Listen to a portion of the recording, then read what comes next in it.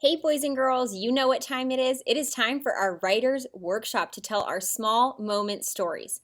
So, I've been wondering, have you noticed that as you go to write, you're starting to realize that some words sound the same, and you can find chunks in other words to help you spell?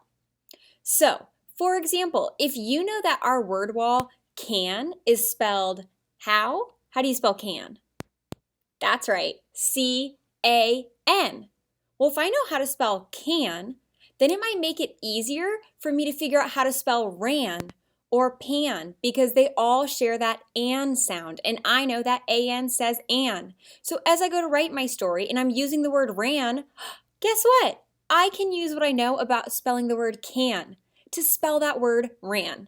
So, writers, today I want to teach you that when you write a word that you don't know how to spell, it helps you to think of a word that sounds like it, that you might know how to spell. And you, friends, are so brave. Spelling is tricky. The English language, it's tricky, okay? We all know that. But it is okay. You can choose to be brave and use your spelling strategies to try to spell new words. And it's okay if we make mistakes. Ask your teacher if they've ever made a mistake spelling. I know I even have. Even as an adult, I still accidentally spell things the wrong way, and I say, that's okay, I'm still cool, I'm gonna fix it, and I'm gonna use my strategies to help me spell. I'm gonna choose to be brave, and you're gonna choose to do that too. So friends, once you find a word that you know with a part that sounds the same as another word, you can use that part to help you spell. And then you only have to figure out the other parts to help you finish the word. So our strategy for today that we're going to focus on for spelling tricky words is going to use words you know. For example, in our anchor chart right here, they know how to spell the word art. They may have seen it on their teacher's class schedule or when they go to art class, and we know that we spell the word art A-R-T. Well, now when I go to write about how smart all of you wonderful students are, and I go to write the word smart, let's say that out loud. Let's say it into our hand. Smart. Can you say that into your hand? Smart. I hear something in there that reminds me of a word I know. We just talked about it. What word do you hear hiding in there? That's right, art. I hear that chunk. That chunk is hiding in there, and so I know how to spell smart because I know how to spell art. And I know sm is S-M, and I put it together and I get smart. Kiss your brain. So smart. All right. Let me share how my friend Steven used this strategy in his story to help him write a tricky word for him. He's writing a story all about going on a roller coaster. Maybe he was at the fair. Let's read it together. I went on the small roller coaster. I was so excited. I went on it. It started to move. My dad screamed. It was so funny. It was so fun. Then we went up. It was so fun. Now I'm going to pause at this point because I want you to know that when my friend Steven was writing this, he started to worry and he said, Mrs. Lanning, I don't know how to spell this word. I don't know how to spell the word jump. And I said, okay, well, you know what? Let's use our strategy. Let's say it into our hand and let's listen for any chunks of sound, any parts of sound that remind us of another word that we might know how to spell. So we did that. He whispered into his hand, jump. Let's do it together. Jump, jump. And you want to know what? When we did that, Steven said, this sounds a lot like the word bump. And I know how to spell bump. I know the ump is U-M-P. And jump, it's J with the ump, U-M-P, J-U-M-P. And look, he wrote it, friends. It was so fun. I jumped up and then I was laughing so hard. After I had popcorn and then I went home. I kind of want to go again. So you see, friends, when we get to tricky words, which we will all get to tricky words, every single one of us is going to get to tricky words. Look at your friend and say, you're going to get to a tricky word. Look to your other friend and say, you're going to get to a tricky word. But now look back at those friends and say, but you'll be brave and use your strategies. But you'll be brave and use your strategies. And that strategy that we focused on today was how we can use chunks and parts of words that we already know to help us spell other parts of words that we know.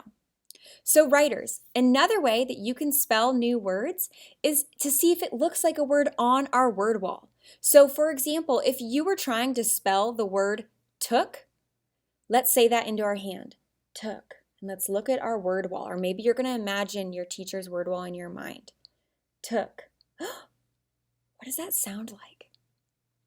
Ooh, that's right. It sounds like the word look. And we know how to spell the word look. L-O-O-K. So that means I know how to spell the word took. T-ook, just like look. O-O-K, L-O-O-T-O-O-K.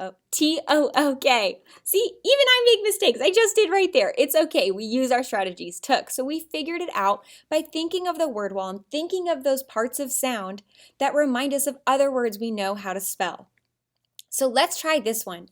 I want you to whisper into your hand with me. We're going to help Stephen with his story because he thought he heard something crunch on the roller coaster. And crunch, that's a tricky word, but we're going to be brave and use our strategy. So let's whisper it into our hand. Crunch. Does that sound like something you know? Crunch. That to me sounds like the word lunch, and that is on our teacher's schedule. That's on my schedule at home for when I eat lunch, and I know how to spell lunch. Lunch. I hear that unch, and lunch is spelled L-U-N-C-H. So now let me try to spell crunch. Crunch. Cr. I know what says that. Cr is C-R. C-R. Cr. Unch. Just like the unch in lunch. Cr. C-R-U-N-C-H. Crunch. I used what I knew about the word lunch to help me spell crunch. That's what's amazing, boys and girls. As you learn how to spell more words, guess what? Those words are going to help you spell other words, and soon you're going to be writing millions of words. That's right, millions. I believe in you. There is one more strategy that I want to teach you today for our spelling words, and that is writing part by part. You know that letters go together to make sounds. For example, we know at is what two letters? At. That's right, A-T. And app? That's right, A-P says app. And what says sh? That's right, S-H. And last but not least, what says st? You've got it, S-T. So you know, boys and girls, the way that letters can come together to make sounds. So you don't always have to write letter by letter. If you know the part and the sounds, you can write part by part. So let me model this for you. For example, if we were to write the word standing, let's write the word standing. Standing. What do you hear at the beginning? St. Ooh, I know what says st. What two letters say st? S-T. So right away, I can write S. Get out your magic imaginary markers with me and use your fingers. St. S-T. I don't have to write S and then go, oh, what comes next? St. No, you know. If it's S-T, you write those letters down quick, part by part. St. S-T. St. And standing, stand. What do you hear next? I hear our word wall, and. So we've got st. And how do we spell and? A-N-D. So now I've got S-T-A-N-D. Standing, standing. Ooh, that ing, it reminds me of sing and king. And I know how to spell the ing part in king and sing. What is it? I-N-G. So let me add that to the end of our word. I-N-G. Standing. Ooh, so friends, that went so fast because instead of me going one letter at a time, standing, and in one letter at a time, oh my goodness, I know the parts of sound. I know what letters make those parts of sound. So I'm going to quick write them down and solve writing my word part by part. And you can do that too. See, we've written the word standing, standing. We took those parts of sounds that we know and we wrote them quick. So we'll add that up to our chart, writing it part by part. So writers, you've been working so hard on your stories to make them come to life.